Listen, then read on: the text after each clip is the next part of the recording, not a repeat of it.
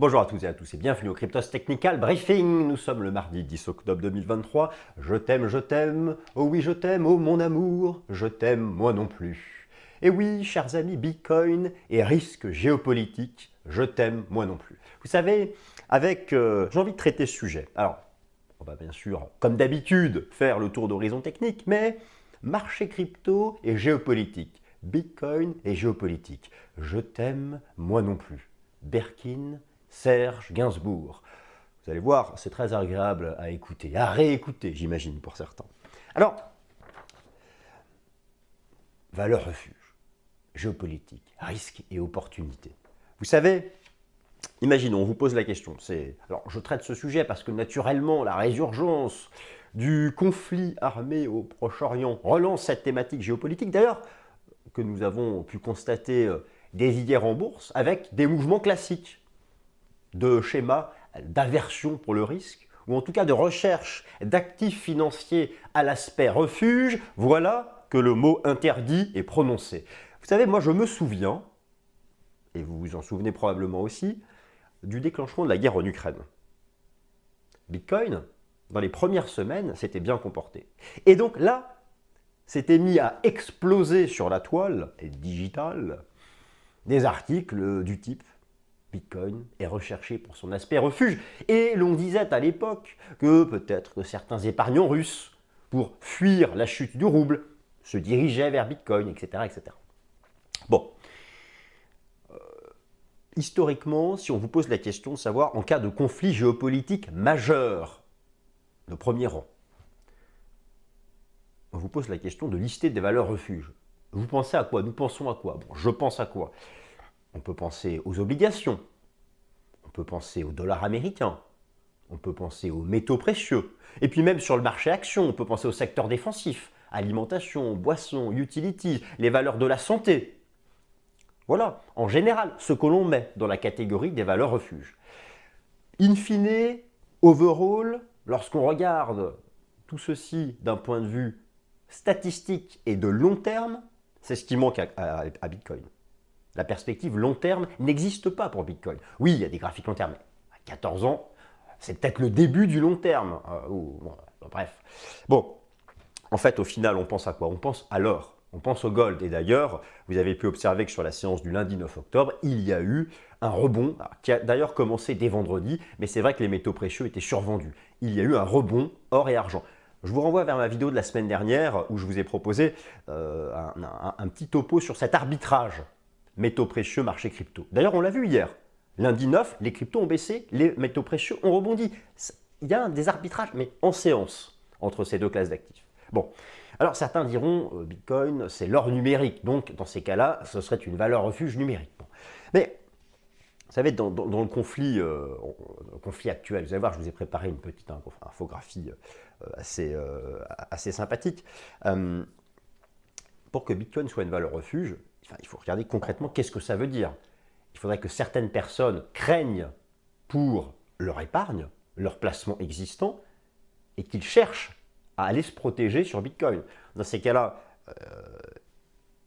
ce que je ne souhaite pas naturellement, mais si le conflit actuel au Proche-Orient devait se généraliser, ce qui n'arrivera pas, je touche du bois, dans ces cas-là, pour que Bitcoin soit valeur refuge, il faudrait que les monnaies locales chutent et que les épargnants locaux craignent pour leur épargne et se disent pourquoi pas aller sur Bitcoin. Vous voyez, donc il faut aller au-delà du simple fait de dire valeur refuge. Non, mais ça veut dire quoi concrètement? Il faut qu'il y ait des déplacements de capitaux. Dans ces cas-là, il faut se poser la question qu'est-ce qui pourrait justifier un déplacement de capitaux? Alors oui, si toutes les bourses locales devaient chuter, toutes les monnaies nationales des pays du Proche-Orient, les 4-5 grands exportateurs de pétrole, mais pour l'instant, le conflit reste localisé. Mais à ce moment-là, peut-être. Peut-être. Donc, voilà. Donc, vous savez, Bitcoin et géopolitique, risque et opportunité. Il y a, je pense, plus de risques que d'opportunités. Déjà, le risque, à travers le rebond du prix du pétrole, par exemple, c'est le risque de cette fameuse seconde vague d'inflation. D'ailleurs, cette semaine, vous avez la mise à jour de l'inflation CPI aux États-Unis jeudi. Mais en même temps, on s'en fiche un peu dans le sens où bon, c'est l'inflation de septembre, on sait que l'inflation nominale va rebondir. L'inflation sous-jacente, elle continue de baisser. Bon, il peut y avoir un risque inflationniste si tout ceci devait passer la troisième, si j'ose dire. Et à ce moment-là, du fait des corrélations, Bitcoin peut souffrir. Alors maintenant, valeur refuge, je pense que pour que Bitcoin soit valeur refuge dans le cadre d'un conflit géopolitique, le principal mécanisme de transmission pour moi serait la chute des actifs domestiques des pays engagés. C'est ce qui est à la marge, c'est ce qui s'était un peu passé au début du conflit de la guerre en Ukraine. Finalement, Bitcoin était retombé, chutant d'abord 37,48 et puis retombant à 15 du fait des corrélations, de toute l'actualité du marché crypto, etc. Donc c'est pour ça, je pense qu'il ne faut pas surexagérer ceci, mais tout de même, voilà, il peut y avoir... il y a un rapport pour moi aux métaux précieux. Je suis assez d'accord pour ceux qui disent que Bitcoin est l'or numérique, mais ils ne vont pas avancer la main dans la main. Il y aura toujours une concurrence entre les deux. Et la séance du lundi 9 octobre l'a bien démontré. Alors là, pour le marché crypto, le mouvement de vente qui a eu lieu hier, je pense que c'est vraiment, enfin hier lundi pour ceux qui regardent la vidéo mardi, c'était vraiment lié au rebond, à un arbitrage en faveur des métaux précieux. Donc on va faire un peu tout ça, les amis, les temps forts fondamentaux de la semaine. Ah oui, je vais aussi réagir sur un article, un très bon article qui a été écrit sur Cryptost. Bitcoin à 750 000 $ selon Arthur Hayes, qui doit être l'ancien patron de je ne sais plus quel exchange, et qui met en avant un certain nombre d'arguments. Il parle notamment du halving, le fameux halving, oh là là, le halving, Dieu halving. J'en dirai un mot. C'est marrant parce que lui, il dit qu'on sera bientôt à 70, puis 750 000. On va regarder ça. Maintenant, le marché, le cours du Bitcoin, écoutez, toujours pareil, hein, il n'a pas dépassé de résistance qui, pour moi, peut lui permettre de quitter sa léthargie actuelle. Il n'est pas cassé de support non plus. Par contre, c'est chaud sur les alts. C'est chaud sur ETH. C'est chaud sur le Binance Coin. Là, je vais vous parler aussi de Render, mais c'est chaud sur le plan technique. Et la seule façon de se mettre à l'abri, c'est de dépasser une résistance costaud en hebdo. Et ça n'a pas encore été le cas. Donc on regarde tout ça, c'est parti. Alors oui, Bitcoin et géopolitique, Bitcoin et géopolitique, vous savez, risque et opportunité, il y a un certain nombre de choses. Alors déjà, le problème en fait de tout ça, c'est que Bitcoin est jeune.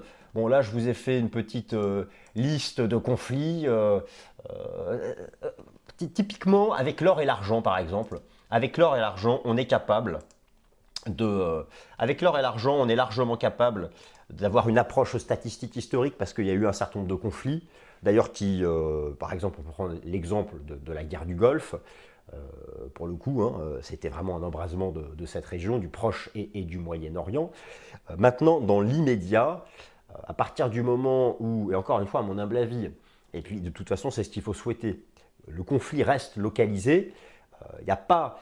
Oui, il y a eu un peu à la marge une chute des monnaies locales, mais ce n'était pas grand-chose. Et overall, il n'y a pas eu une envolée du dollar américain. Il a même plutôt tendance à marquer une pause, voire même à entrer en retracement après sa forte hausse depuis la mi-juillet. Je dirais qu'il peut y avoir un risque, pour moi, il est du côté du pétrole. Alors, simplement, je vous rappelle quelques éléments pour le pétrole. Le pétrole qui a fortement rebondi depuis le début de l'été, il a fait 30% de hausse cet été, et on sait que c'est ça qui peut être à la source d'une seconde vague d'inflation.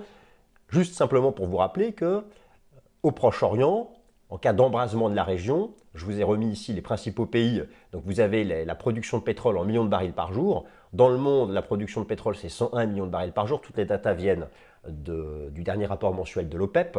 Les États-Unis, premier producteur mondial, 20 millions de barils par jour. Et puis donc, si vous ajoutez l'Iran, l'Irak, le Koweït, l'Arabie Saoudite et les Émirats Arabes Unis, vous arrivez à 21 millions de barils par jour, soit 21% de la production mondiale. C'est à peu près équivalent aux États-Unis. Le risque, en fait, si vous voulez, il est là.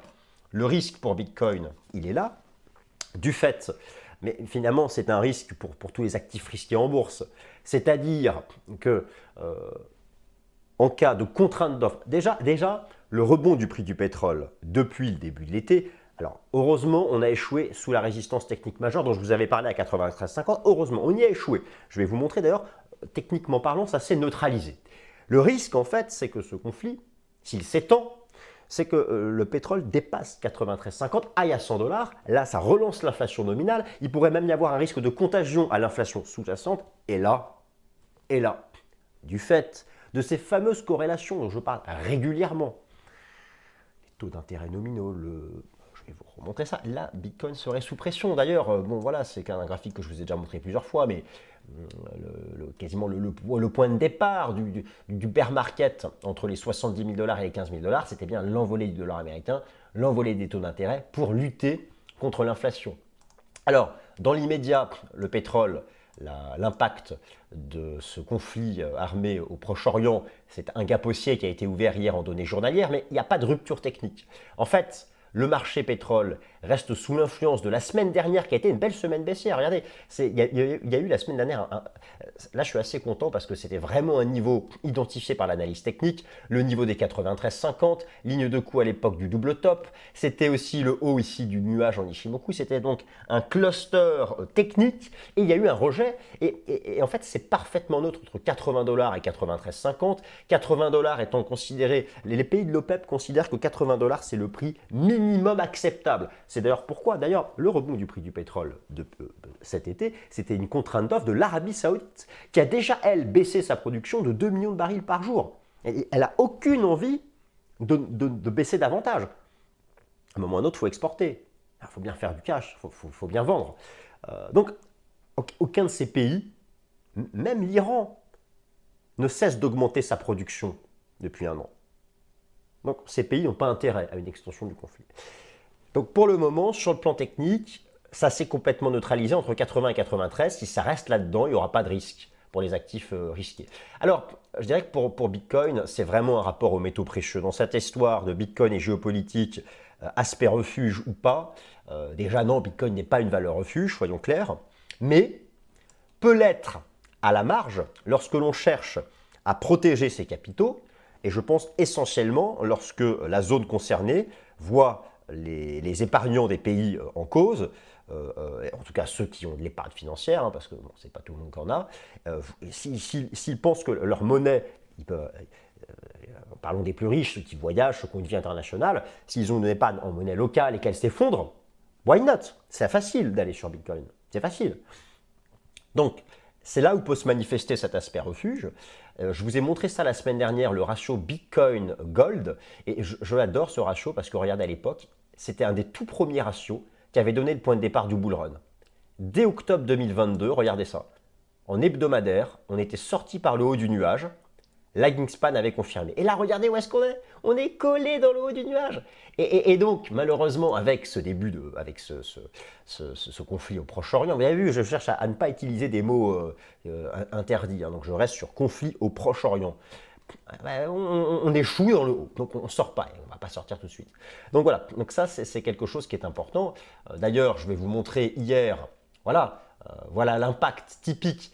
C'est un peu un réflexe du marché. Vous avez eu deux belles séances, ça c'était la séance du lundi hier sur le gold, là c'était sur l'argent métal, voilà, c'était des marchés qui étaient survendus d'ailleurs, parce que Bitcoin s'était plutôt bien comporté depuis le début du mois de septembre. Donc on voit cet arbitrage qui compte ici sur ces deux marchés. Alors, bon, les temps forts fondamentaux de la semaine, parce qu'on va quand même revenir à la finance traditionnelle. Vous avez ce mercredi les minutes du FOMC. C'est mercredi à 8 h. Il ne s'agit pas d'une décision de politique monétaire, mais il s'agit d'un rapport sur la dernière décision de politique monétaire que la Fed avait prise, il y a maintenant quelques semaines. Et puis, vous avez la mise à jour jeudi de l'inflation à la consommation aux États-Unis. L'inflation ici selon le CPI, alors au titre du mois de septembre. Alors ce qui est intéressant, c'est que je vous remontre ici les courbes d'inflation. Vous avez en marron l'inflation nominale aux États-Unis qui fait son petit rebond, en grande partie à cause du rebond du prix du pétrole, mais vous avez en rouge l'inflation sous-jacente qui exclut les éléments volatiles qui, elle, continue de baisser. Et ce qui est intéressant, c'est que dans le consensus, justement, l'inflation sous-jacente est encore attendue en baisse. Alors pour quelles raisons? Je ne vais pas ici tout décrire, mais je suis allé voir toutes les composantes de l'inflation et il s'avère que des composantes importantes comme les biens médicaux, le prix des nouvelles voitures, l'inflation immobilière, même l'inflation alimentaire, elle est passée en territoire négatif aux États-Unis. Donc au stade actuel, tant que pétrole reste entre 80 et 90, 93, 50, ça s'est neutralisé, il n'y a pas de risque inflationniste. Et bon, là, le conflit au Proche-Orient a créé un gap haussier journalier, mais vous avez vu qu'il n'y a pas de rupture technique. On est entre les deux bornes. Alors oui, je voulais réagir à un article hyper intéressant qui a été proposé sur Cryptos. Bitcoin à 750 000 euros en 2026 selon l'ex-PDG de BitMEX, Arthur Hayes. Alors ce qui est intéressant, si vous voulez, dans ce genre d'article, ce qui est intéressant, c'est qu'il résume, il fait un peu une synthèse des arguments qui, selon lui, vont permettre à Bitcoin de réengager sa tendance haussière pour de bon, de dépasser enfin une résistance tangible. Bon, alors lui, bien sûr les ETF, mais il dit un mot sur le halving. Cette diminution de la prime de minage, ce sera vers mars-avril 2024. Et son scénario, c'est que grâce au halving, le marché ira chercher 70K d'ici fin d'année et 2024 et 750 000 2026. Et pourquoi pas 10 millions en 2027. Bon, ok. Alors, je vais un peu reprendre son argument du halving et avec le fameux stock to flow model. Bon, c'est vrai qu'on se dit que ça paraît quasiment certain. Et vous allez voir qu'il y a quand même une difficulté. Mais j'en profite pour refaire le point sur ce fameux halving, car c'est l'argument principal que l'ex-PDG de BitMEX a mis en avant. Alors la meilleure façon de l'appréhender, c'est le stock to flow model. Qu'est-ce que c'est que ça? Vous reconnaissez ici la courbe de Bitcoin et puis vous avez un code couleur. Le code couleur représente le nombre de jours avant le prochain halving. Alors là, il doit rester un peu plus de 160 jours, de toute façon c'est au printemps 2024. Et ce que l'on remarque, c'est lorsqu'on arrive dans la zone bleue, donc lorsqu'il reste moins de 200 jours avant le prochain halving, ça a été effectivement dans le passé régulièrement des points de départ de poussée haussière. Alors ici, ce qui est intéressant de noter, c'est lorsqu'on a eu le point bas à 15 000 $, on était revenu sur un support historique de variance. C'est l'écart, on était revenu sur un support historique de variance, l'écart entre le prix et la ligne du stock to flow, qui est ici en marron. Donc voilà, là c'est vrai qu'on avait retrouvé le support historique de 2011, lorsqu'on s'est arrêté à 15 000 $. Et lorsque l'on voit ça, on se dit, bon bah écoutez, on arrive dans la zone bleue, très bien, ce serait logique de pousser au moins à la ligne du stock to flow, les 50 000, les 70 000 et que sais-je encore. Et bon bah voilà, bref, lui il trouve 750 000. Alors déjà, il y a quand même une difficulté par rapport à ça. Alors oui et non. La difficulté de tout ça, ça peut paraître un peu le scénario trop facile. L'autre difficulté, c'est qu'en fait, on n'a pas beaucoup d'occurrences. Oui, on a 3 exemples passés. Nous avons 3 exemples passés. Donc très bien, est-ce qu'on peut... En fait, c'est ça la difficulté, je trouve, globalement avec Bitcoin, lorsqu'on cherche à avoir des raisonnements un peu de fond. Je parlais tout à l'heure en début de vidéo de Bitcoin et géopolitique et valeur refuge. La difficulté, c'est qu'on n'a pas beaucoup d'occurrences. Alors que l'or existe depuis très longtemps, depuis des siècles, il y a des quantités de conflits, et l'or a historiquement, en cas de risque majeur, cet aspect refuge, démontré, réel, même physique. On cachait ses pièces d'or derrière une brique dans sa maison quelque part, enfin voilà. Ça ne fait pas débat. Pour Bitcoin, on peut se poser la question, ça fait débat parce qu'on en parle, mais ensuite, lorsqu'on essaie d'avoir une approche plus statistique, on a un problème du nombre d'occurrences. Alors, en même temps, ce qu'on pouvait calculer avec ce stock to flow model, c'était que la fin du bear market avait lieu en moyenne 473 jours avant le prochain halving. Et ça correspondait à ça. D'ailleurs, ça a parfaitement, il y a eu une correspondance avec le point bas ici à 15 000 $. Maintenant, si vous regardez ici l'exemple qui était le plus proche de nous, qui était celui de 2019-2020, me direz-vous, oui, bon, voilà, on était passé en bull market, en bleu, et puis finalement, ça a découlé, mais alors que lorsqu'on arrive en zone violette, on n'est vraiment pas loin du halving. Le halving, c'est là, c'est lorsqu'on arrive en couleur orange. Et derrière, voilà. Et le démarrage s'était fait vraiment quelques mois après le halving, mais voilà, il y a eu cette baisse. Alors, n'en tenez pas trop compte non plus, c'est une forme d'anomalie, c'était la chute, c'était la crise sanitaire. c'était la crise sanitaire. En fait, cette partie-là est un peu une anomalie. C'est-à-dire qu'il faut relier davantage cette partie-là. Mais bon, tout ça pour dire que, voilà, on est effectivement dans une zone temporelle maintenant qui est intéressante. Et si on reproduit un schéma qui s'est produit une, deux, trois fois, donc on a 3 exemples passés, eh bien, effectivement, ça peut tenir la route. Mais moi, je reste prudent et j'insiste sur le fait que ici, c'était l'anomalie de la crise sanitaire, mais c'était en lien avec un choc exceptionnel, quasiment, oui, hein, c'est ce qu'on appelle un signe noir, et ça, c'est toujours possible. Donc, il ne faut pas s'enfermer dans ce scénario. Le halving, c'est dans 160 jours. C'est sûr qu'on va franchir la résistance. Non, voilà, rien n'est sûr. Mais bon, voilà, c'est vrai que c'est en tout cas l'argument principal qu'il évoque. Alors, pas pour aller à 750 000, hein, pas pour aller à 750 000, mais pour aller à 70 000 dollars. Et au passage, puisque je suis sur le site Cryptost, vous avez ici, pour suivre le procès de Sam Bankman-Fried, vous avez une section en direct sur le site. Alors maintenant, Bitcoin, oh Bitcoin, mon amour, oh oui, je t'aime moi non plus, oh mon amour, comme la vague irrésolue, je vais, je viens, etc., etc. Je ne lirai pas la suite. Alors, écoutez, sur le plan technique, alors ça peut faire starting blocks, mais en même temps, il y a danger. Il y a danger dans le sens toujours pareil. Vous avez sous les yeux le contrat futur Bitcoin ici du CME. Il y a danger parce que cela peut être une épaule, tête, épaule. Parfaitement. Ça peut parfaitement l'être. Ça peut parfaitement l'être. Alors, moi je pense que pour écarter ce danger, il faut franchir les 28 800 dollars en hebdo, mais certains diraient même qu'il faudrait franchir l'épaule gauche, quasiment 31 32 000, qui en fait sont le cours de clôture de ici, qui était le plus bas du printemps 2021 et de l'énorme double top. Moi je dis, on franchit 29 000, c'est bon, on se met à l'abri. Alors maintenant, dans l'immédiat, c'est vraiment l'archi-neutralité partout parce que je me remets ici en hebdomadaire. Regardez comme on est collé dans le haut du nuage et collé à la Kijun. Quand je dis starting blocks, oui, là, regardez, c'est bien une ligne qui est horizontale. Donc on peut l'imaginer, Bitcoin, les genoux à terre, là, les pieds dans le machin truc, dans le starting blocks.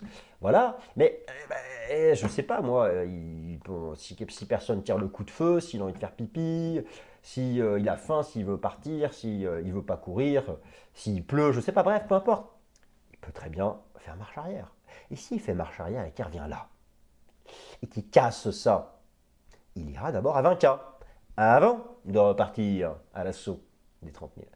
C'est archi-neutre dans tous les sens. Même en journalier, vous constatez, alors oui, on est sorti par l'eau de cette structure en diamant, c'est bien, mais voilà. D'ailleurs, même l'Ishimoku journalier nous dit que c'est neutre, 27 200, il faut quitter ce range. 27 200 le support, 29 000 la résistance. La capitalisation boursière totale crypto, c'est aussi un peu touchy. D'ailleurs, lundi 9, les alts se sont pris un peu une claque. Alors là, c'est pareil, hein, le nuage, la Kijun en hebdo, l'ancien plus bas ici de l'été 2021, et en journalier, on est dans le nuage. Alors, il y a des choses négatives et positives. La capitalisation boursière totale crypto en journalier, alors, elle a cassé la Kijun, mais dans le nuage, c'est neutre. Par contre, la lagging span a dépassé. Donc voilà, là, on est à l'intérieur de ça. On ne sait pas trop ce qui se prépare. Mais la situation est un peu touchy. Et elle est vraiment tendue sur Ethereum. Là, c'est la dernière chance. C'est le niveau dont je parle depuis 8 semaines. Donc au final, je fais le perroquet. Mais c'est vraiment touchy. Hein, c'est l'ancien record historique. Il est là. On est calé dessus. La trendline, propre. En plus de ça, c'est aussi l'Ishimoku. C'est tendu, hein, on bascule en dessous. Là, il n'y a plus le droit à l'erreur. Il faut impérativement que la séance d'hier, qui est en soi une séance de cassure de trendline, en tout cas sur la dynamique des prix, il faut vite réintégrer ça. Il faut vite et très vite, urgemment, reprendre les 1600, 1650. Sinon, il y a un risque de décrochage. Il y a un risque de décrochage. Et cette situation technique d'alerte qu'on ne voit pas sur Bitcoin, mais on la voit sur beaucoup d'altes. Et plus que jamais, Binance, le BNB USD, comme depuis 1, 2, 3, 4, 5, 6, 7, 8, je voulais vous montrer que je savais compter jusqu'à 8, eh bien, lui, c'est pareil. Alors, c'est le bord du gouffre technique. On n'est pas loin d'aller chasser une grosse mèche, d'aller chasser des stops. Pour l'instant, ça ne déclenche pas parce qu'on n'est pas allé assez bas. On se dit qu'il y a peut-être, tout ceci est en divergence haussière, donc, mais c'est pareil. Comme ETH USD, BNB USD, il faut effacer la séance baissière du lundi 9, c'est-à-dire qu'il faut au moins dépasser son cours d'ouverture, il faut redépasser 211, lui, il faudra être capable de redépasser 1634, sinon il y a un risque. Donc ça, c'est vraiment à suivre. Et je voulais aussi vous montrer le ratio ETH-BTC. Alors lui, il y aura vraiment quelque chose à faire bientôt. Vraiment surveiller ça. Cette gigantesque trendline, 1 point, 2 points, j'existe, je double-clique, je prolonge, elle passe là, elle va rejoindre ce gros niveau ici de support 1 point, 2 points, là on l'avait travaillé. Là, moi je dis, là je paye de l'ETH BTC. Là, moi franchement, je suis confiant là-dessus, je paye de l'ETH BTC, mais on va encore y aller. Il faut d'abord qu'on y aille. Voilà. Voilà, on retrouve le niveau en journalier ici. Donc là, surveillez ça, mais c'est encore plus bas. C'est encore un peu plus bas. Et notre ami Render, alors oui, alors là forcément c'est une tendance qui est bullish depuis un certain temps. Bon, où est-ce qu'on en est? Moi je suis jamais à l'aise qu'on en est, mais tout de même, imaginons qu'on soit vraiment déjà reparti en bull market. Ok, là on a une vague 1, clairement, elle est là, elle est pas. Je peux émettre une hypothèse que nous aurions ici une vague 2 en flat étendu, une A, une B, une C. Ça peut être un running flat si on va jusque-là. Bon, très bien, mais imaginons, on a la 1, une 2, ABC, très bien. Donc on serait dans un running flat. Dans tous les cas, le marché, pour préserver ça, il y a cette zone ici. Cette zone des, allez, en hebdo, c'est la zone des 1,45, 1,40, 1,45. Vous avez ici en journalier le marché qui l'a refranchi. Voilà, c'est toute cette zone-là, il faut se reprendre, il faut que le marché s'y maintienne pour y croire. Donc je ne sais pas en fait si c'est comment dire, un running flat ou un flat étendu en 3, 5. Ce que je ne sais pas, c'est si la vague 5 est terminée, une 1, une 2, une 3, une 4, une 5, ou si là on fait la 4 et qu'il manque la 5 pour faire la C de la BC, je n'en ai pas la moindre idée. Tout ce que je peux vous dire, c'est que voilà, on peut utiliser l'Ishimoku journalier.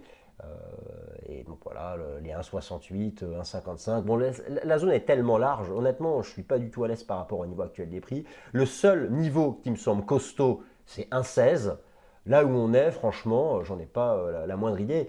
Mais oui, bon, ça, globalement, cet énorme pâté là que le marché est en train de nous faire, je me dis qu'on consolide cette impulsion bullish. Et donc, l'idée, c'est plutôt de chercher des achats. Mais la zone, elle est énorme, entre 1,16 et 1,50. Enfin, voilà, c'est un pourcentage gigantesque. Voilà, donc, je veux dire, dans tous les cas, que RNDR soit déjà reparti dans une phase haussière, peut-être, on peut trouver des arguments techniques. Il y a, par contre, là où tout le monde va s'accorder, imaginons que ce soit le cas, ou imaginons pas le cas, de toute façon, on n'achète que sur support. Donc là, les premiers supports hebdo sont beaucoup plus bas, et même les premiers supports journaliers. Voilà, c'est tout ce que je pouvais vous dire, et pour ainsi terminer le Cryptos Technical Briefing. Allez, merci, et puis à la semaine prochaine. Salut les amis.